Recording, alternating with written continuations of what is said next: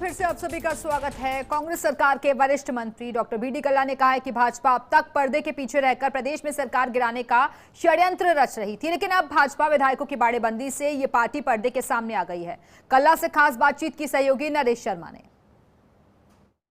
प्रदेश के सियासी संकट पर बातचीत करने के लिए हमारे साथ मौजूद है मंत्री बी.डी. कल्ला जी। उनसे हम बात करते हैं। कल्ला साहब, अब तक तो कांग्रेस पर आरोप लग रहे थे कि बाड़ेबंदी कर रहे हैं, लेकिन अब भारतीय जनता पार्टी भी आपके नक्शे कदम पे हैं, वो भी अपने विधायकों को राजस्थान से बाहर ले जा रही है। ये कांग्रेस में तो बाड़ाबंदी कभी नहीं थी। कांग्रेस में जब भी हम विधायक इकट्ठे हुए हैं तो हमने कोई पॉलिटिकल ट्रेनिंग जैसा कार्यक्रम किया है, जैसे देश की अर्थव्यवस्था के बारे में, राजस्थान की अर्थव्यवस्था के बारे में, अच्छे पार्लियामेंटेरियन कैसे बने, विधायी दायित्व कैसे अच्छे से अच्छे निभाएं, इसके बारे में समसामयिक विषयों के विशेषज्ञ हमको अपना अनुभव शेयर करते थे, बताते थे। हम लोग भी आपस में जब ग्रुप डिस्कशन वगैरह होते थे तो अपने अनुभव शेयर करते थे। और बाड़ाबंदी का मतलब होता है कि आदमी बाहर नहीं निकल सकता। आप देख रहे हो कि जैसलमेर में भी जब लोग अभी गए हुए हैं पॉलिटिकल ट्रेनिंग में, तो वो कोई मंदिर जा रहा है, कोई दादाबाड़ी जा रहा है, तो कोई कुरान पढ़ रहा है, तो कोई अपना जो है जालिम सिंह की हवेली, पटवा हवेली, टन्नोट माता जी का मंदिर वगैरह सब जगह जाने आने की पूरी स्वतंत्रता है, कहीं कोई तरह की पाबंदी नहीं है। लेकिन जो पार्टी सिद्धांत की बात करती थी इतने दिन तक, कांग्रेस के लिए कहती थी, वो बाड़े में क्यों जा रही है।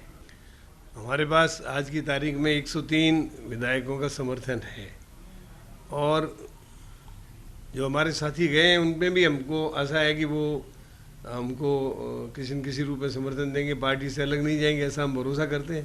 बाकी तो सदन का पटल ही बताएगा कि वो लोग जो गए हैं वो क्या करते हैं, लेकिन हमारे पास पूरा पूर्ण बहुमत है, पूरा स्थायित्व है और सरकार को कोई खतरा नहीं है। बीएसपी के 6 आदमियों ने कांग्रेस के साथ मर्जर कर लिया। अब इस मर्जर के बारे में मान लीजिए कोई भी प्रकार का निर्णय आता है तो उनके पास 2-3 ऑप्शन है।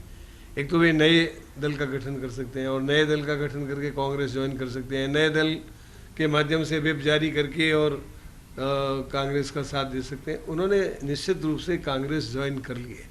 अब ये आफ्टर थॉट है, इतने दिन तक तो बीएसपी कुछ बोली नहीं, लेकिन अब वो जिस तरीके से बातें कर रही हैं तो उससे ऐसा लगता है कि ये आफ्टर थॉट है।